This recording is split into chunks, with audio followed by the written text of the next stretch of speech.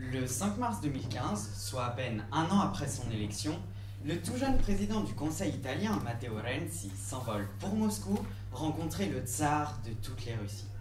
Jusqu'ici, rien de surprenant, direz-vous. Erreur. En 2015, Matteo Renzi et Vladimir Poutine ont convenu de nombreux entretiens. En mars à Moscou, en juin à Milan, en juillet de nouveau à Moscou, en septembre à l'ONU et en décembre à Rome. Or, en 2015, les relations entre les Européens et les Russes sont pas vraiment au beau fixe. L'Italie se fait même progressivement le héros des intérêts russes dans l'arène européenne, aux grandes dames de Jean-Claude Juncker et Barack Obama. Ainsi, Sandro Gozi devient le leader des anti-sanctions anti-russes et Renzi était le seul dirigeant européen à participer au sommet de Saint-Pétersbourg en juin dernier. Hier, le Kremlin a même longuement expliqué pourquoi il regrettait la démission de Renzi et pourquoi il ne s'allierait pas avec le parti d'extrême droite, la Lega Nord.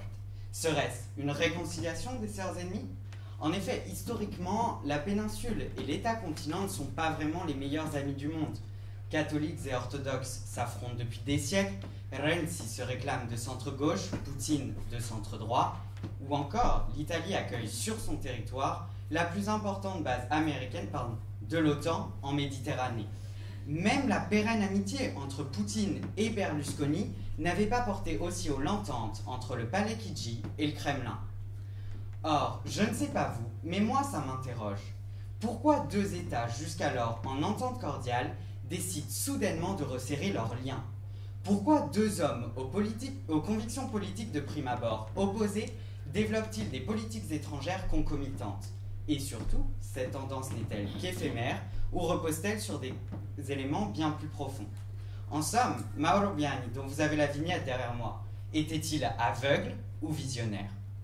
Mon mémoire, s'appuyant sur des écrits autant que sur les acteurs de ces politiques étrangères, répondra à ces questions. Mon mémoire vise, dans un premier temps, à démontrer la thèse selon laquelle la Russie et l'Italie s'utilisent afin de renforcer leur place au sein de l'Union européenne. Via ce mémoire, mon objectif est, dans une ligne plutôt constructivo-individualiste, de montrer que la personnalité et les convictions d'un dirigeant sont cruciales tant dans la définition que dans la conduite de la politique étrangère d'un État. Mais par-delà, mon objectif est de montrer qu'en période de transition difficile vers un système international nouveau, les remises en cause audacieuses et de plus en plus nombreuses du consensus de Washington sont une stratégie de puissance efficace mais dangereuse.